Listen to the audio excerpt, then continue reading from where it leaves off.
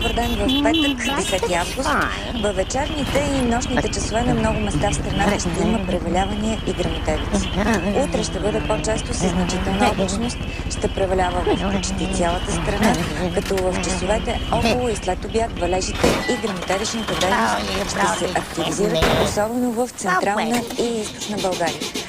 Жълто за очаквани силни гръмотевични бури и интензивни превалявания е в сила за 7 области от страната. Максималните температури утре в интервал от 25 до 30 градуса, в крайните северо-западни райони около 23-25 градуса, за София около 25.